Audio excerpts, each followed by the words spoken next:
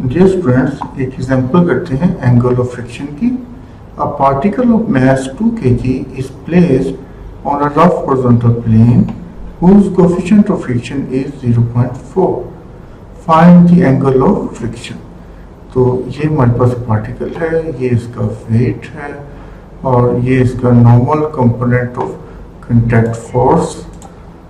तो ये हम सपोज इसको n कह लें और ये हमारे पास W इक्वल टू mg और यहाँ पे W इक्वल टू n भी होगा क्योंकि ये और इक्विलिब्रियम में है और कोएफिशिएंट ऑफ फ्रिक्शन म्यू है तो ये म्यू n हो जाएगा। और इसका अगर हम ले लें ये चीज़ R रिजल्टेंट फोर्स और ये इसका म्यू n, ये भी म्यू n होगा, ये भी इसका म्यू n। इसको यहाँ लिख लेते हैं कि ये म्यू n और ये R इसका रिजल्टेंट फोर्स जी। तो ये इसका angle of friction, let lambda be the angle of friction.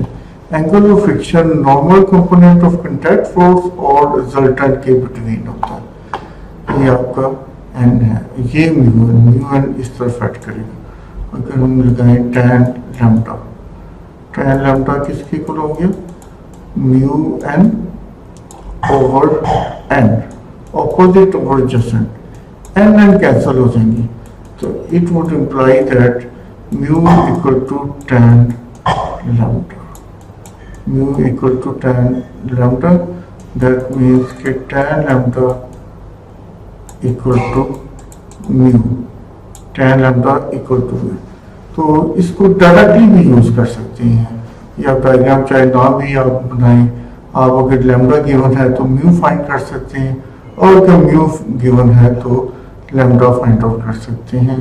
तो यहाँ से हमारे पास आ जाएगा tan lambda equal to mu, तो lambda equal to tan inverse mu और म्यू की वैल्यू 0.4 है तो lambda equal to tan inverse of 0.4, तो ये बन जाएगा 21.8 डिग्रीज।